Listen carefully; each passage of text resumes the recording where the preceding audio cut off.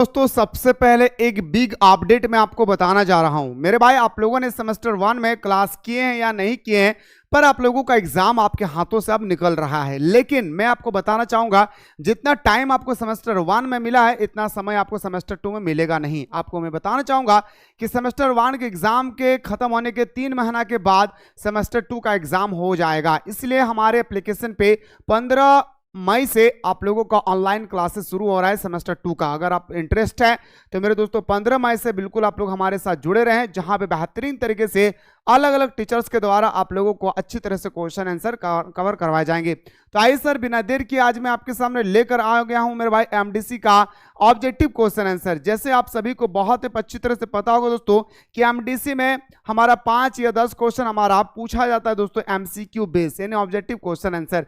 इसी के बारे में हम लोगों को बेहतरीन तरीके से डिस्कस करना है। और हाँ, आप लोगों के सामने जो 2 पेपर है भाई, ध्यान से सुनेंगे आप लोगों का, बीएससी पेपर, आईकेएस पेपर और आप लोगों का सेक पेपर, ये तीनों पेपर का जो क्वेश्चन आंसर है दोस्तों, ये मैं आप लोगों को एमसीक्यू बेस पर करवाऊंगा और एमसीक्यू बेस पर ही पूछा जाएगा।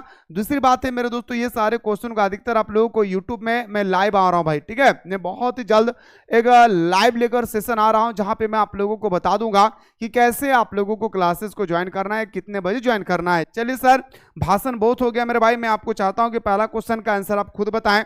चलिए सर, पहला क्वेश्चन आपके स्क्रीन पे है, मैं बंदा देखना चाहता हूं कितने सारे ऐसे बंदा है जो पहला क्वेश्चन का आंसर बताते हैं। पहला क्वेश्चन है क्या कि हिंदी साहित्य का प्रथम इतिहासकार किसे माना जाता है। हिंदी साहित्य जो मैंने आप लोगों को 15 मार्क्स का करवाया है, याद कीजिए ये क्वेश्चन मेरे दोस्तों मैंने आप लोगों को 15 मार्क्स का करवाया है, इसको याद रखिएगा।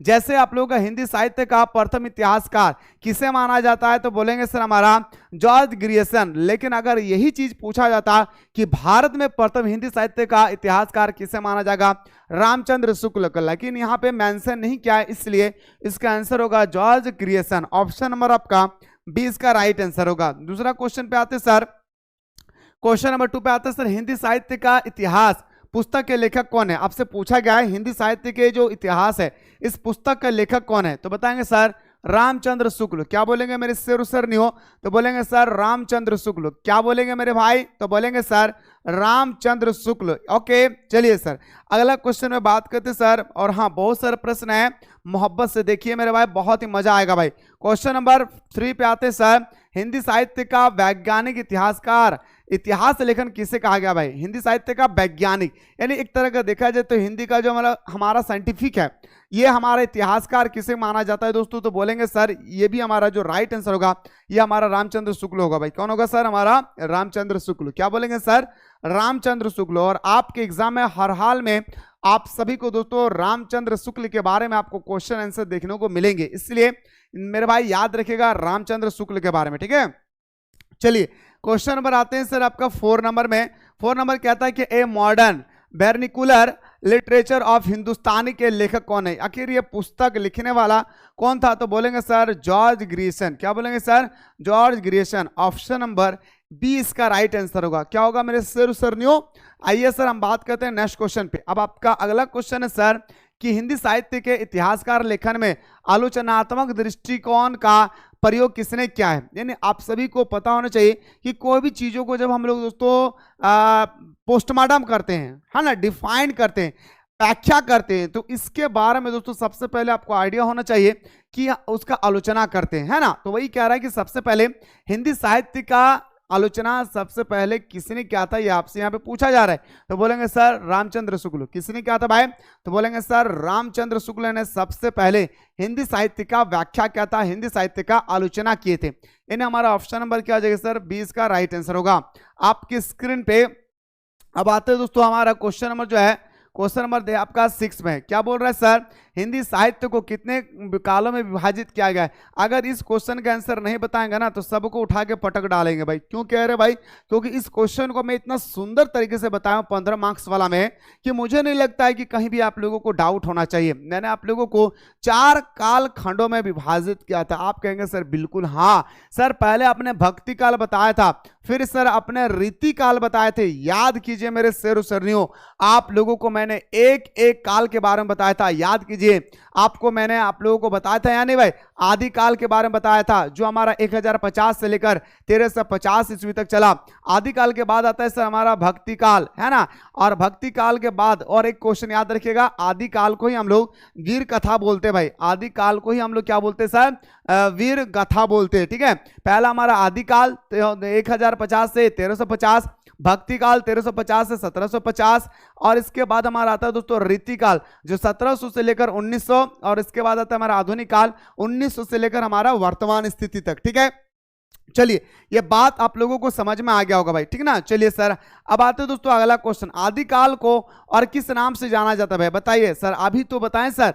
आदिकाल को हम लोग एक और नाम से जानते हैं, वीर कथा, क्या बोलेंगे सर, आदिकाल को हम लोग एक और नाम से जानते हैं। सानिया मिर्जा आप कौन सा यूनिवर्सिटी से, आप एक बार जल्दी से बताएं, ठीक है। वीर कथा क्या बोलेंगे सर, ऑप्शन नंबर आपका 20 का राइट आंसर होगा, क्या होगा सर हमारा, ऑप्शन नंबर 20 का राइट आंसर होगा, ठीक है। चलिए अब आते हैं दोस्तों क्वेश्चन नंबर नेक्स्ट पे, क्वेश्चन नंबर नेक्स्ट पे आते सर, भक्ति का समय माना जाता है, बताइए भक्ति काल का जो समय है वो माना जाता है भाई। तो भक्ति काल का जो हमारा समय है दोस्तों ये हमारा होगा, ये मैंने अभी आप लोगों को क्या बताया सर, भक्ति काल का जो हमारा समय है, जो हमारा टाइम ड्यूरेशन है वो भक्ति काल, गौर करेंगे मेरे भाई, यहाँ पे आप लोगों को थोड़ा सा ध्यान रखना भाई, मैंने अभी आप लोगों को क्या कहा भाई, भक्ति काल, ठीक है, ध्यान से देखेंगे। तो 1350 से 1750, सॉरी 1350 से 1700 कितना मेरे भाई, तो बोलेंगे सर 1350 से लेकर 1700, है ना भाई, यहाँ पे 1350 से लेकर 1700, यानी ऑप्शन नंबर आपका क्या हो जाएगा सर, बी आपका राइट आंसर होगा, क्या होगा सर हमारा, ऑप्शन नंबर बी आपका राइट आंसर होगा, ठीक है। चलिए अब आते हैं सर आपके स्क्रीन पे क्वेश्चन नंबर 9, रीतिकाल को किस नाम से जाना जाता है, अगर नहीं बता पाए ना सच कहता हूं खिड़की के बाहर उठा के फेंक डालूंगा। क्या मैंने आप लोगों को नहीं बताया था, पूरा कॉमेडियन के साथ मैंने आप लोगों को ये सारी चीजों को मैंने कवर करवाया था, याद कीजिए मेरे शेर सरनियों। जो हमारा रीतिकाल है इसके बारे में मैंने बताया था, क्या ये श्रृंगार काल है, क्या लड़की जैसे श्रृंगार करती है ना वैसा ही हमारा रीतिकाल श्रृंगार का काल है। आप लोगों को कल ही मैंने आप लोगों को डिफाइन किया था, याद कीजिए दोस्तों हिंदी साहित्य के क्लास में। अब आते हैं मेरे शेर सरनियों अगला क्वेश्चन पे, आधुनिक काल की शुरुआत कब मानी जाती है। आधुनिक काल, अभी आधुनिक काल के बारे में जैसे हम लोग चर्चा कर ही रहे थे, तो माना जाता है क्या 1900 से लेकर वर्तमान स्थिति तक, क्या सर 1900 से लेकर के वर्तमान स्थिति तक हमारा क्या माना जाता है, तो बोलेंगे सर आधुनिक काल, ठीक है। चलिए अब आते दोस्तों क्वेश्चन नंबर आपका, क्वेश्चन नंबर जो है 11 नंबर क्वेश्चन क्या कहता है, आदिकाल नामकरण किसने दिया था, बताइए। चिल्ला चिल्ला के कल बताया था दोस्तों आदिकाल का नामकरण किसने दिया था, तो मैंने बताया था कि आदिकाल का जो नामकरण है ये देने वाले बंदा का नाम था रामचंद्र शुक्ल, क्या बोलेंगे sir, Ramchandra Shukla, option number A इसका राइट आंसर होगा, क्या होगा मेरे भाई, तो बोलेंगे सर ऑप्शन नंबर ए आपका राइट आंसर हो जाएगा। ठीक, इसी तरह से अगर हम लोग बात करेंगे क्वेश्चन नंबर आपका 12, ध्यान रखेंगे भाई, क्वेश्चन नंबर 12, भक्ति काल नामकरण का आधार क्या है। भक्ति काल नामकरण के अगर आधार की बात करें तो भक्ति भावना का, किसका, भक्ति भावना का। मैंने आपको बताया था भक्ति काल के कवि, याद कीजिए हमारा कबीर था, बताए थे ना, कालिदास था, ये सारे क्या है भाई, भक्ति काल के कवि थे। क्या बोलेंगे सर, ये सारे बंदा क्या था, हमारा भक्ति काल के कवि थे। चलिए आपके स्क्रीन पे आते हैं दोस्तों क्वेश्चन नंबर आपका 13, रीतिकाल का प्रमुख आधार क्या है भाई। रीतिकाल जो है इसका प्रमुख आधार है मेरे भाई अलंकार और श्रृंगार। क्या बोलेंगे सर, अलंकार और श्रृंगार, ऑप्शन नंबर आपका सी इसका राइट आंसर होगा।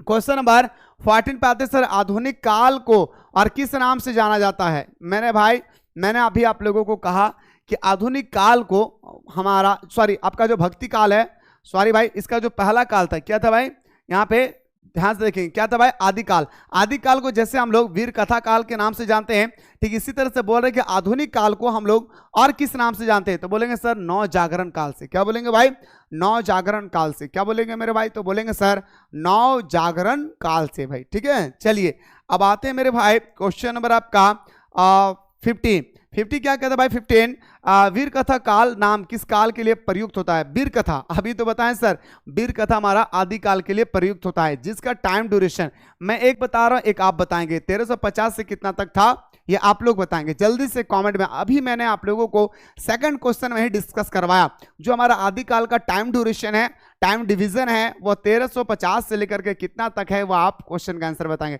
अरे वाह मेरे शेरो सरनी, वेरी गुड पूजा। चलिए केक खिलाएगी ना पूजा? चलिए सर अगला क्वेश्चन बात करेंगे सर।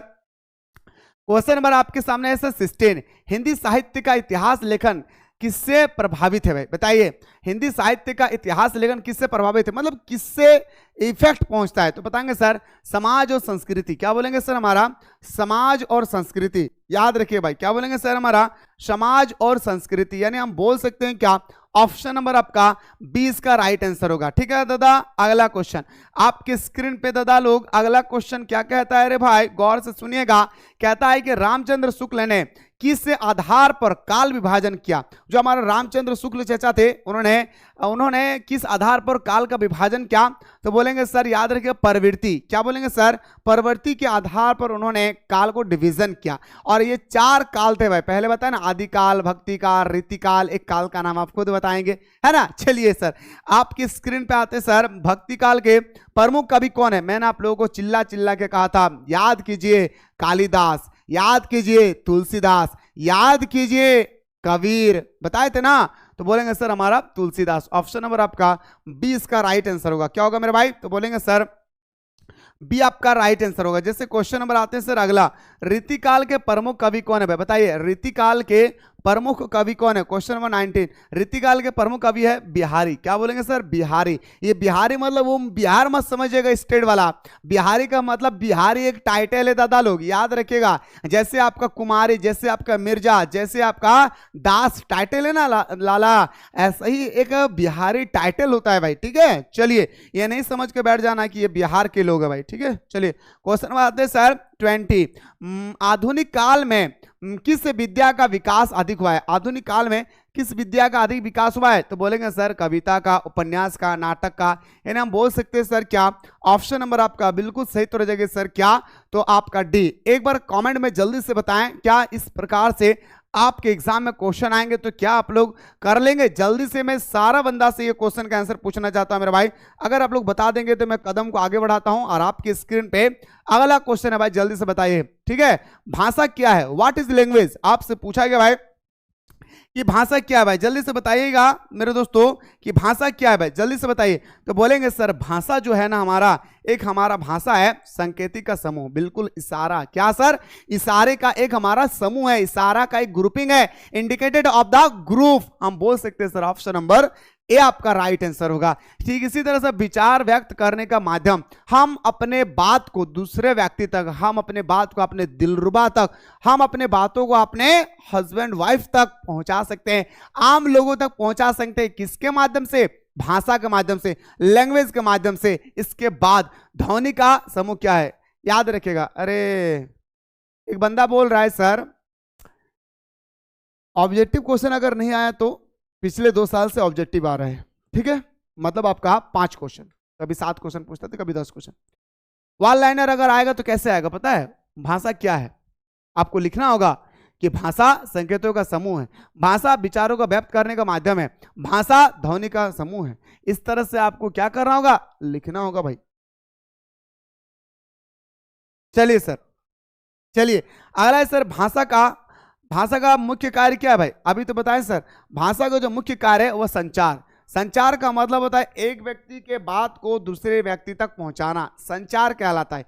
क्या बोलेंगे मेरे शेर सरनियों? एक व्यक्ति के बात को दूसरे व्यक्ति तक पहुंचाना संचार कहलाता है। ठीक है, चलिए क्वेश्चन नंबर आते हैं सर अगला 3 नंबर में कि भाषा का सबसे महत्वपूर्ण रूप कौन सा है भाई? बताइए, भाषा का सबसे महत्वपूर्ण रूप कौन सा है भाई? भाषा का सबसे इंपॉर्टेंट जो है वह रूप क्या है भाई? तो बोलेंगे सर मौखिक, है ना भाई। भाषा को हम लोग मुंह से ही इस्तेमाल करते हैं कि बाबू लोग बुझल पा रहा ही ना रे हमर बतवा, हम आशा करियो रे भाई हमर बहन कि तोहने हमर बतवा बुझल पा रही, आशा करियो ना रे दादा हमर दीदी। आप लोग क्या कहिएगा? हाँ सर, हमने के बड़ी मस्त तरीके से समझ में आबो हो, यही कहेंगे ना। तो ये किसके माध्यम से हो रहा है? अरे लैंग्वेज के माध्यम से, मौखिक के माध्यम से, ओरली हो रहा है ना भाई। ऑप्शन नंबर 20 का राइट आंसर होगा। क्वेश्चन नंबर आते हैं सर 4 नंबर पे, भाषा किसके माध्यम से व्यक्त होती है? बताइए। क्वेश्चन नंबर जो हमारा 4 है दोस्तों, याद रखिएगा, भाषा ध्वनि के माध्यम से। अरे भाई, हम लोग भाषा बोलते तो आवाज आता है या नहीं भाई, है ना, वॉइस हमारे आती है या नहीं? आप कहेंगे सर बिल्कुल हाँ, तो हम क्या बोल सकते हैं सर? ऑप्शन नंबर आपका ए इसका राइट आंसर होगा। जैसे मेरे दोस्तों आपकी स्क्रीन पे अगला क्वेश्चन पे गौर करेंगे। क्वेश्चन है सर, भाषा का आधार क्या है भाई? भाषा का जो हमारा आधार है वो है हमारा ध्वनि। क्या बोलेंगे सर? भाषा का आधार हमारा ध्वनि है। जैसे आपकी स्क्रीन पे क्वेश्चन नंबर जो है 6 है, हिंदी भाषा का विकास किस भाषा से हुआ है? बताइए, याद कीजिए, कितना बेहतरीन तरीके से बताया था। और मैंने आप लोगों को पढ़ाते टाइम ये भी मैंने कहा था कि ये क्वेश्चन आपको देखने को मिलेंगे।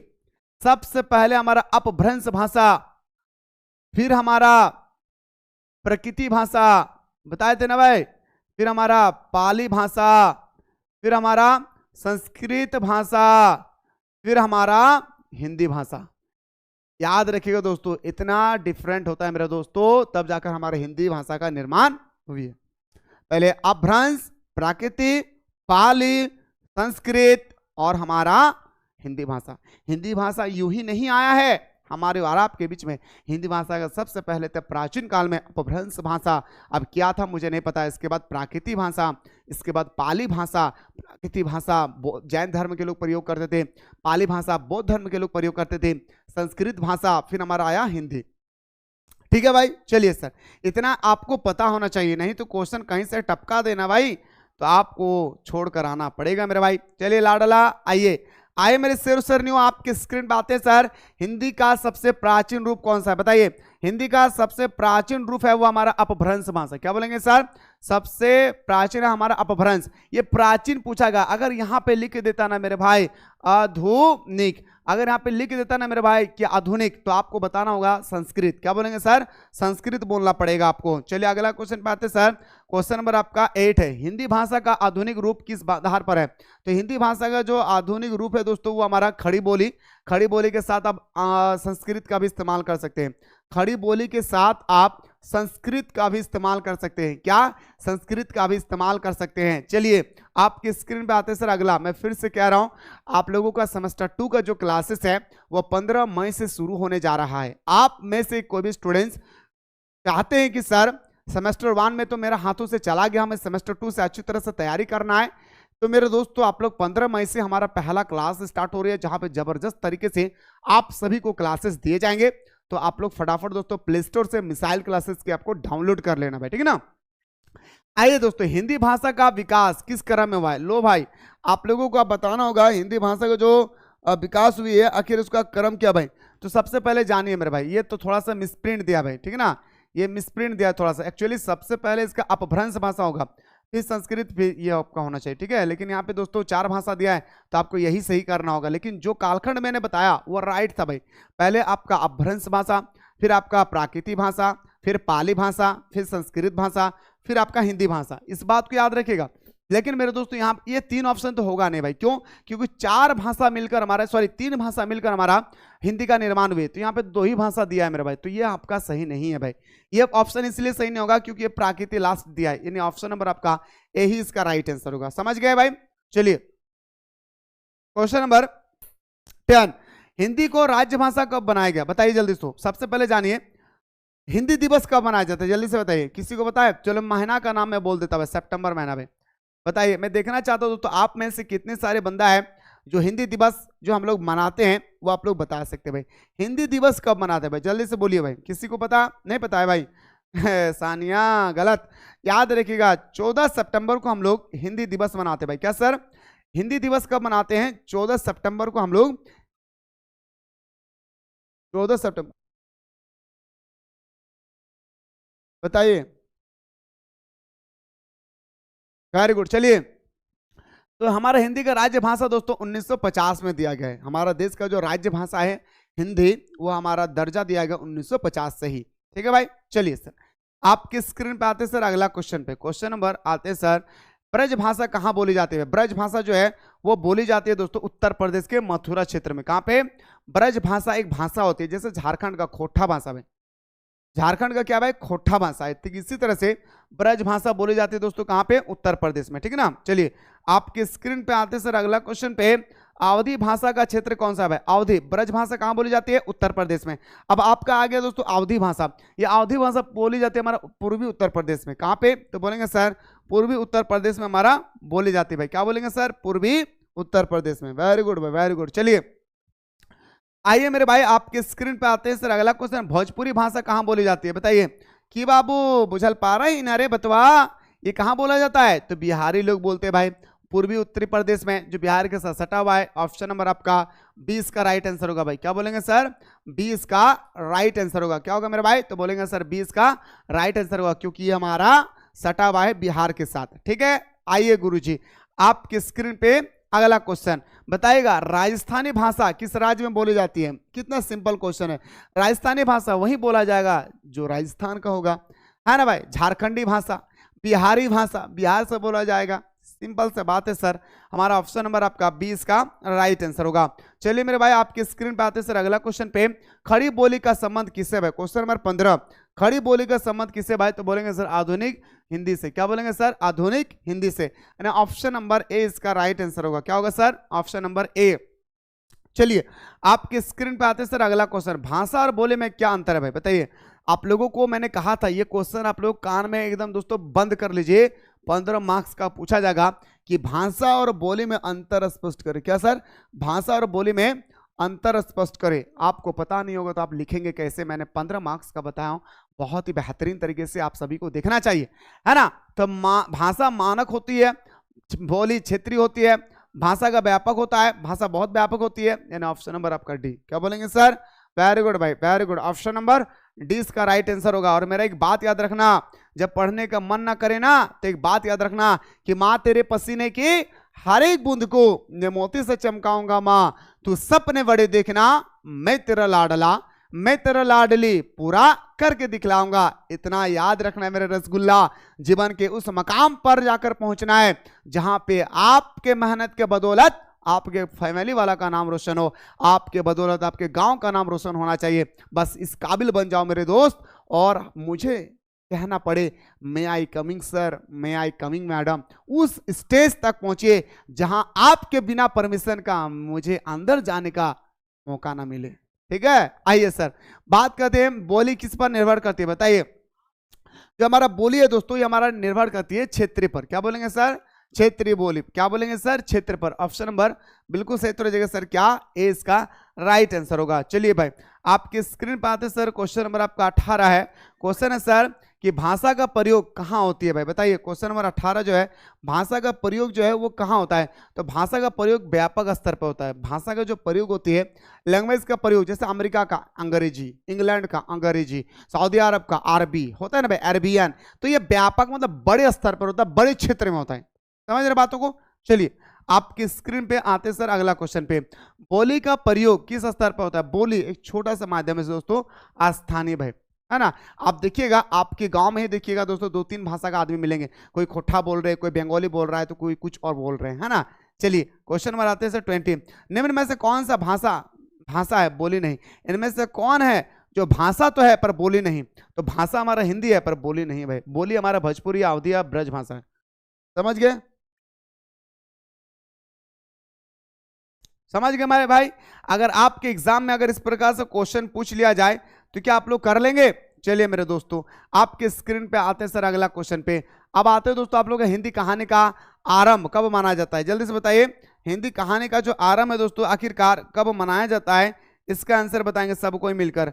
हिंदी कहानी का जो आरंभ है दोस्तों ये कब मनाया जाता है? तो हिंदी कहानी का आरंभ मनाया जाता है 20वीं शताब्दी में। कब मनाया जाता है मेरे भाई? तो बोलेंगे सर 20वीं शताब्दी में। ठीक है, चलिए क्वेश्चन नंबर आते हैं सर आपका 2 पे। हिंदी की पहली आधुनिक कहानी किसे माना जाता है बताइए? हिंदी की पहली आधुनिक कहानी माना जाता है उसने कहा था। क्या बोलेंगे सर? उसने कहा था। ये हमारा हिंदी का, याद रखिए, हिंदी का पहली आधुनिक कहानी में से एक कहानी है, उसने कहा था। ठीक है, चलिए उसने कहा था कि लेखक कौन है भाई? उसने कहा था कि लेखक कौन होगा भाई? तो बोलेंगे सर चंद्र शर्मा गुलेरी। क्या बोलेंगे सर? चंद्र शर्मा गुलेरी हमारा राइट आंसर होगा। क्या बोलेंगे मेरे भाई? तो बोलेंगे सर चंद्र शर्मा गुलेरी हमारा राइट आंसर होगा। जैसे अगला हिंदी कहानी के विकास के किस युग का विशेष योगदान है? हिंदी कहानी का जो विकास हुई है, आज हम लोग हिंदी कहानी का जो डेवलपिंग देख रहे हैं, ये किस काल में हुआ है? तो बोलेंगे सर आधुनिक काल में। आधुनिक मतलब क्या सर? यानी 1900 से लेकर के 19वीं शताब्दी से लेकर के वर्तमान तक। क्या बोलेंगे सर? वर्तमान तक, 19वीं शताब्दी से लेकर के हमारा वर्तमान तक। और ऑप्शन नंबर आपका बिल्कुल सही तो हो जाएगा सर क्या? सी इसका राइट आंसर होगा। क्या होगा सर? हमारा सी आपका राइट आंसर हो जाएगी। ठीक है, चलिए क्वेश्चन में आ जाते हैं सर अगला। हिंदी कहानी का मुख्य उद्देश्य क्या है? आखिर लोग हिंदी कहानी को क्यों लिखते हैं भाई? कोई ना कोई उद्देश्य होना चाहिए। आप पढ़ाई कर रहे हैं, आपका कोई ना कोई उद्देश्य होनी चाहिए। जीवन में कोई भी कामों का बिना उद्देश्य का नहीं होता है। तो इसी तरह से हिंदी कहानी का मुख्य उद्देश्य क्या है? जीवन का यथार्थ चित्रण, किसी भी व्यक्ति के जीवन के बारे में बताएं, किसी व्यक्ति के चरित्र के बारे में बताएं, ताकि उससे हमें और आपको मोटिवेट मिले। क्या बोलेंगे सर? उससे हमें आपको मोटिवेट मिले ना। ऑप्शन नंबर आपका सी इसका राइट आंसर होगा। ठीक है, चलिए आपकी स्क्रीन पे आते सर अगला। पड़ोसी कहानी का मुख्य विषय क्या है? पड़ोसी कहानी, अरे बाप रे बाप, ये क्वेश्चन तो मेरे दोस्तों आपको देखने को मिलेंगे एग्जाम हॉल में। पड़ोसी कहानी का मुख्य विषय सामाजिक संबंध। क्या बोलेंगे सर? सामाजिक संबंध। जैसे मैंने आप लोगों को कहा था, क्या भाई याद कीजिएगा, का जयशंकर प्रसाद के द्वारा रचिता गया पुरस्कार कहानी में किसके बारे में बताया गया था? अपना पितृभूमि, अपना भूमि से लगाव, धरती से प्रेम करना। ठीक इसी तरह से हमारा पड़ोसी जो कहानी है, हमारे सामाजिक संबंध के बारे में वर्णन किया गया है। आपके स्क्रीन पे आते हैं दोस्तों क्वेश्चन नंबर 7। पड़ोसी कहानी, पड़ोसी कहानी में किसका महत्व बताया गया है? पड़ोसी कहानी में किसका महत्व बताया गया है? तो बोलेंगे सर पड़ोसी का सहयोग। लोग कैसे एक दूसरे के पड़ोसी को सहयोग करते हैं। जैसे मेरा घर में हम लोग खाना बना रहे हैं, अगर नमक नहीं है तो हम घर में जाकर बोलते हैं ना, ए दादी थोड़ा नमक दे भी गे, हमने के घारा में खत्म भाई गेलोगे दे भी तोरा हम घुराए देबो, बोलते हैं या नहीं? तो पड़ोसी वाला मदद करते हैं। उसी पड़ोसी के मदद के बारे में ये स्टोरी को लिखा गया है और उसी की वजह से इसका नाम पड़ोसी पड़ा है। समझे मेरे बातों को? चलिए भाई आपके स्क्रीन पे आते सर अगला। पड़ोसी कहानी किस प्रकार की कहानी है बताइए? पड़ोसी जो हमारा कहानी है, ये हमारा सामाजिक कहानी भाई। बिल्कुल भाई, समाज में किसी को आप मदद कर रहे हो तो वो सामाजिक कहानी पढ़ाएगा ना भाई, सामाजिक स्टोरी ही कहलाएगा ना। चलिए क्वेश्चन नंबर आते हैं दोस्तों आपका 9। पूस की रात के लेखक कौन है? फटाफट बताइए, फटाफट, बिना झंझट का आंसर बताए भाई। पड़ोसी कहानी चिल्ला चिल्ला के मैंने बताया था भाई, पड़ोसी कहानी बताइए। क्वेश्चन नंबर आपका 9, पड़ोसी कहानी के लेखक हमारा कौन? मुंशी प्रेमचंद। क्या बोलेंगे सर? मुंशी प्रेमचंद हमारा पड़ोसी कहानी के लेखक है भाई। ठीक है, जैसे अगला पूछा जाएगा कि पूस की रात का मुख्य पात्र क्या है? तो पूस की रात का मुख्य पात्र है हल्कू। हल्कू कौन था भाई? तो बोलेंगे सर हल्कू हमारे गरीबी से जूझ रही किसान। क्या बोलेंगे सर? एक गरीब किसान। क्या बोलेंगे मेरे भाई? तो बोलेंगे सर हमारा एक गरीब किसान, गरीबों से जूझ रही एक किसान जिसका नाम था हल्कू। किसी को याद है हल्कू के कुत्ता का क्या नाम था? किसी को याद है हल्कू के कुत्ता डॉग का क्या नाम था, जो खेतों की रखवाली क्या करते थे? नहीं, ठीक है, ठीक है, नहीं है तो फिर भी पढ़ लीजिए। ठीक है, चलिए आपकी स्क्रीन पे आते सर अगला। पूस की रात की कहानी की समस्या को दर्शाता है। पूस की रात की कहानी को दोस्तों वो दर्शाता है गरीबी के बारे में। ठीक है, 2-4 क्वेश्चन है, देख लीजिए। अगला पूस की क्वेश्चन में नेक्स्ट सर हल्कू किसका प्रतीक बताइए? हल्कू क्या था भाई? एक गरीब किसान था भाई। हल्कू कौन था? बोलेंगे सर हाँ वेरी गुड, जबरा नाम था, वेरी गुड। हल्कू क्या था भाई? एक गरीब किसान था। हल्कू कौन था भाई? तो बोलेंगे सर गरीब किसान। पूस की रात किस ऋतु का वर्णन क्या भाई? क्वेश्चन नंबर आपके सामने 13 सर। पूस की रात वर्णन क्या है? शीत ऋतु का, ठंडी के मौसम था, है ना, खेतों के रखवाली करने के लिए गए थे। चलिए सर अगला, पुरस्कार कहानी के लेखक कौन है? आज ही बताए थे भाई, जल्दी से बताइए। पुरस्कार कहानी के लेखक कौन है भाई? जल्दी से बताइए। क्वेश्चन नंबर आपका 14, फटाफट बताइए, फटाफट। सुमन एग्जाम सेंटर कहां मिला है आपको? सुमन एग्जाम सेंटर आपको कहां दिया है? जल्दी से बताओ, जल्दी से बताइए मेरे शेर सरनियों, फटाफट। तो बताएंगे सर पुरस्कार कहानी के जो हमारा लेखक है वो जयशंकर प्रसाद है भाई। क्या बोलेंगे sir? Jaishankar Prasad, very good sir. चलिए क्वेश्चन नंबर आते हैं सर अगला क्वेश्चन पे। पुरस्कार कहानी का मुख्य विषय क्या है सर बताइए? पुरस्कार कहानी के आरएसपी कॉलेज झरिया, ओके। पुरस्कार कहानी का मुख्य विषय क्या है सर बताइए? तो पुरस्कार कहानी का मुख्य विषय है दोस्तों वो है हमारा त्याग, है ना भाई। नहीं, हम पैसा को ठुकरा देंगे भाई, लेकिन हमें अपने पितृभूमि या मातृभूमि को हम देने के लिए तैयार नहीं है। तो हमारा तैयारो सम्मान, ये मेरे बाप दादा का सम्मान है, इसलिए हम इस भूमि को देना नहीं चाहते हैं भाई। चलिए आपकी स्क्रीन पे आते सर, अगला क्वेश्चन नंबर आपका 16 है सर। जयशंकर प्रसाद किस युग के कवि थे, या जयशंकर प्रसाद किस काल के कवि थे? तो आधुनिक काल के। क्या बोलेंगे सर? आधुनिक काल के। क्या बोलेंगे मेरे भाई? तो बोलेंगे सर ये हमारा आधुनिक काल के कवि थे। क्या बोलेंगे रसगुल्ला? तो बोलेंगे सर हमारा आधुनिक काल के कवि थे भाई। ठीक है, चलिए क्वेश्चन नंबर पे आते सर। संविद्या कहानी के लेखक कौन है बताइए? अरे यही तो संविद्या है जो बोलते थे ना कि हम भतुआ साग खाए खाए के कब तक जिएंगे रे, हर गोविंद जाओ मेरे मम्मी से कह देना मैं भाई भाभी का जूठा खाकर एक कोने में पड़ी रहूंगी, पर मुझे यहाँ पे रहना बर्दाश्त नहीं होता है। बताइए क्वेश्चन नंबर 17। तो बोलेंगे सर संविद्या कहानी के लेखक है मेरे दोस्तों कौन? बोलेंगे सर फणीश्वर नाथ रेणु। क्या बोलेंगे सर? फणीश्वर नाथ रेणु। यानी हम बोल सकते हैं सर ऑप्शन नंबर सी आपका राइट आंसर होगा। चलिए क्वेश्चन नंबर आते हैं सर 18 नंबर में। संविद्या शब्द का अर्थ क्या है बताइए? क्वेश्चन नंबर आपसे पूछा गया संविद्या शब्द का अर्थ क्या है? संविद्या का मतलब होता है क्या दोस्तों? संदेश वाहक। क्या बोलेंगे सर? संदेश भेजने वाले को हम लोग, संदेश भेजने वाले को हम लोग क्या बोलते हैं भाई? संविद्या बोलते हैं भाई। संदेश भेजने वालों को हम लोग संविद्या बोलते हैं। आपके स्क्रीन पे आते हैं सर अगला क्वेश्चन में, फटाफट देख लीजिए। संविद्या कहानी किस क्षेत्र की पृष्ठभूमि पर आधारित है? संविद्या जो है वो किस पृष्ठभूमि पर आधारित है? तो एक ग्रामीण थे, है ना, जिनका हस्बैंड इस दुनिया से चले जाते हैं और इसके 3 देवर देवरानियां चुड़ैल की तरह इनके साथ बिहेवियर करते हैं, है ना। चलिए क्वेश्चन में आते हैं सर आपका नेक्स्ट क्वेश्चन। फणीश्वर नाथ रेणु किस प्रकार के लेखक माने जाते हैं भाई? फणीश्वर नाथ रेणु चचा आखिरकार किस प्रकार के कवि माने जाते हैं? तो बोलेंगे सर ये माना जाता है ग्रामीण जीवन के चित्रकार। क्या बोलेंगे सर? हमारा ये ग्रामीण इलाके के बारे में खास तौर पर लिखा करता था कौन? हमारा फणीश्वर नाथ चचा। ठीक है, चलिए आपकी स्क्रीन पे दोस्तों अगला क्वेश्चन पे आते सर।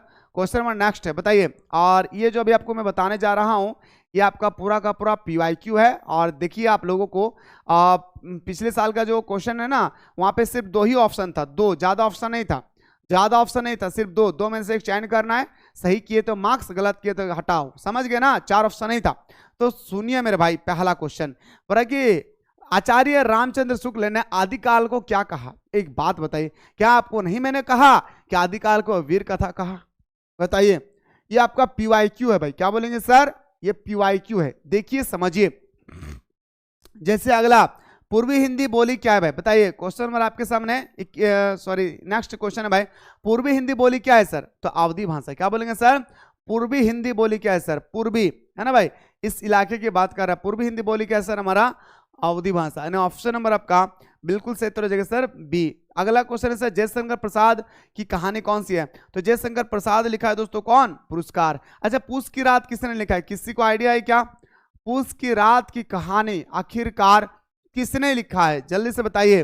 ठीक है, पूस की रात की कहानी जल्दी से बताइए दोस्तों किसने लिखा है? तो बोलेंगे सर याद रखिएगा आपका, किसी को नहीं पता है बताइएगा। पड़ोसी कहानी किसकी लिखक है भाई? पड़ोसी कहानी लिखा हमारा राधा कृष्ण ने। पड़ोसी जो कहानी है मुंशी प्रेमचंद जी। वेरी गुड तबस्सुम आराम, वेरी गुड। एग्जाम सेंटर बहुत जल्द आ रहा हूं आपका, ठीक है।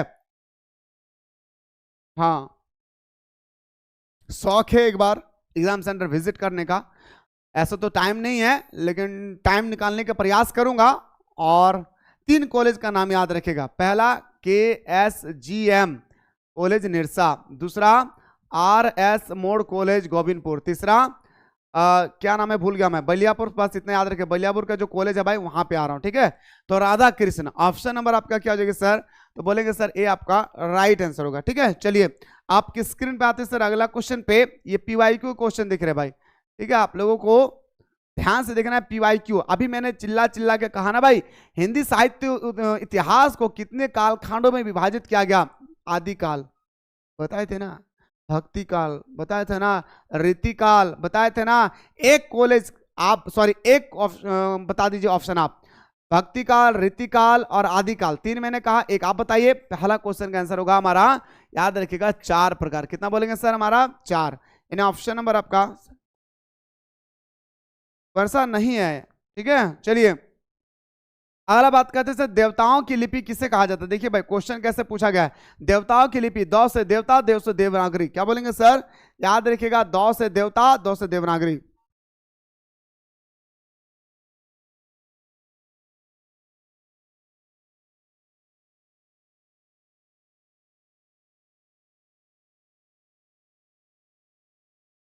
बलियापुर में झरिया कॉलेज कहाँ है रे सुमन? झरिया बिल्कुल आउटसाइड में है ना। चलिए अगला क्वेश्चन नंबर नेक्स्ट पे देखिए, देवतांत लिपि किसे कहा जाता है बताइए? ओ सॉरी गलत लिखा भाई, प्रेम सॉरी भाई, मुंशी प्रेमचंद जी के बारे में थोड़ा सा जानिए। मैं आपको पहले कह रहा हूं एग्जाम देंगे आप लोग, लेकिन मैं आपको अभी बता देना चाहूंगा, मुंशी प्रेमचंद जी के बारे में क्वेश्चन आएगा भाई, याद रखिएगा, चाहे जैसा भी प्रश्न हो, लेकिन आपके एग्जाम में मुंशी प्रेमचंद जी के बारे में क्वेश्चन आएगा। मुंशी प्रेमचंद जी का वास्तविक नाम क्या था?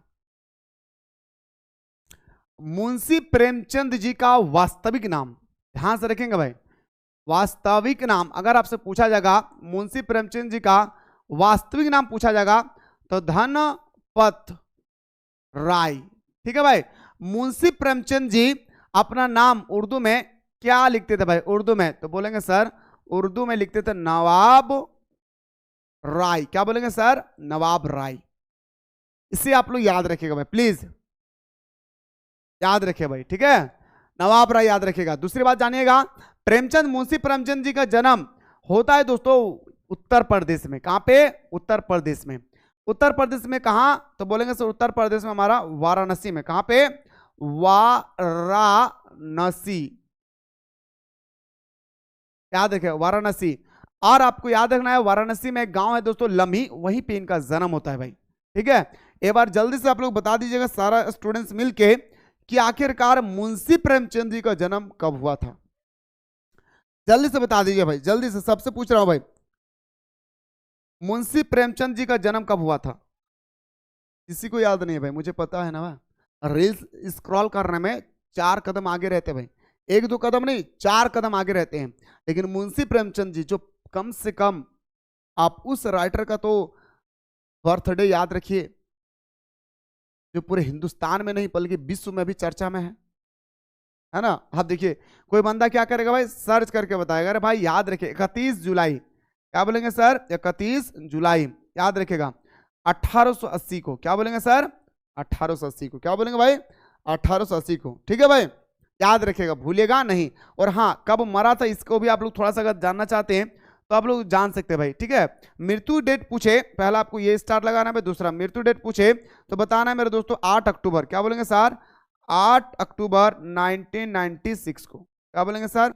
8 अक्टूबर 1996 को भाई, 1936 को, आई एम रियली सर भाई, 6 को, 1936 में। वेरी गुड, चलिए सर समझ गए। ये 2 प्रश्न आप लोगों को स्टार लगा लेना भाई, ठीक है। चलिए मेरे शेर सर नहीं हो, आइए मेरे भाई आपकी स्क्रीन पे अगला क्वेश्चन पे आ रहा है सर। अगला क्वेश्चन है सर, हिंदी साहित्य के स्वीकृति का काल विभाजन क्या भाई? अभी तो बताएं सर 4 को काल को विभाजन था भाई, कितना? 4 काल में विभाजन था भाई। आपके स्क्रीन पे आते हैं सर क्वेश्चन नंबर आपका 2, पढ़िए और आंसर बताइए भाई। क्वेश्चन नंबर जो 2 है आप लोग पढ़िए और इसका आंसर बताइए भाई, ठीक है, आप लोग पढ़िए और इसका आंसर बताइए भाई जल्दी से।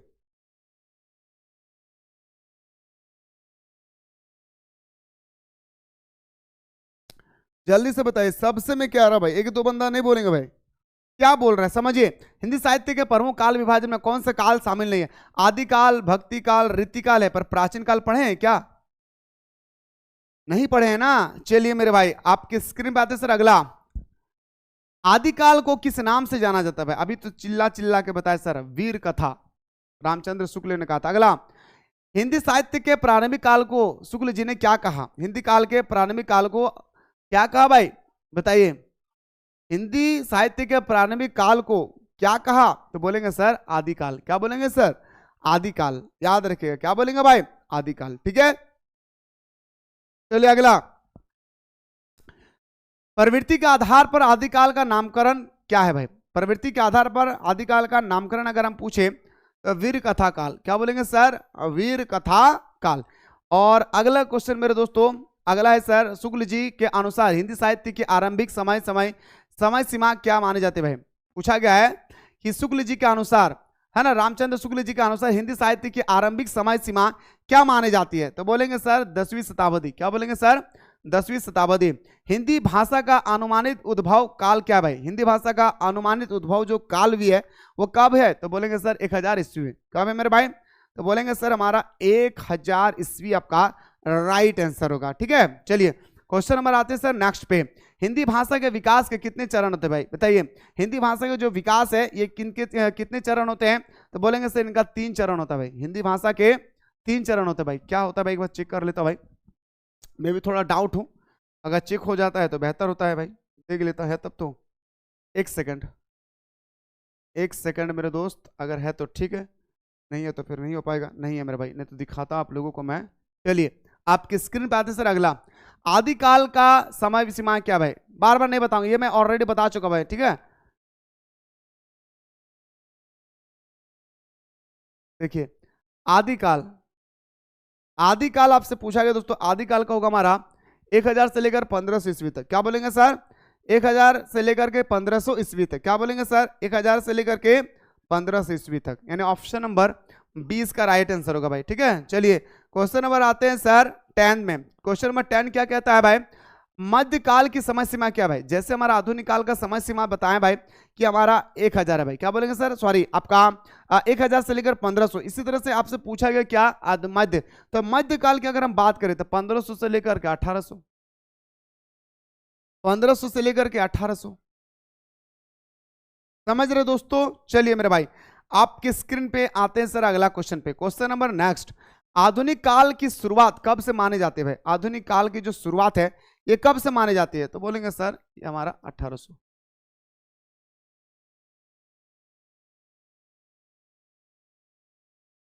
अगला बताइए सर, हिंदी भाषा की कितनी उपभाषा है भाई? हिंदी भाषा की आखिरकार कितनी उपभाषा है भाई? हिंदी की कितनी उपभाषा है भाई? तो 5 उपभाषा है भाई। कितना? 5 हमारा उपभाषा है भाई। ठीक है, चलिए आपकी स्क्रीन पे अगला क्वेश्चन पे आते सर, और आपका और जो 4-5 या जितना भी क्वेश्चन छूटा हुआ है मेरे भाई, मैं आपको बताना चाहूंगा इसका जो पीडीएफ है वो मैं आप लोगों को डाल देता हूं। ठीक है, और यहाँ से आप लोग जरूर कर लेंगे भाई। ठीक है, मस्ट इंपॉर्टेंट क्वेश्चन है मेरे दोस्तों, एक एक क्वेश्चन आपके एग्जाम के अकॉर्डिंग बहुत इंपॉर्टेंट है। मैं इसका पीडीएफ एप्लीकेशन में डाल देता हूं, आप लोग प्ले स्टोर से मिसाइल क्लासेस के ऐप को डाउनलोड कर लीजिए। और मेरे दोस्तों आप लोग हिस्ट्री ऑनर्स या पॉलिटिकल ऑनर्स जो भी अपने ऑनर्स है उसमें जाकर के कोर्स के अंदर में देखिएगा, आपको कोर्स नोट्स वगैरह मिल जाएंगे। ठीक है, मुलाकात करते हैं नया वीडियो में।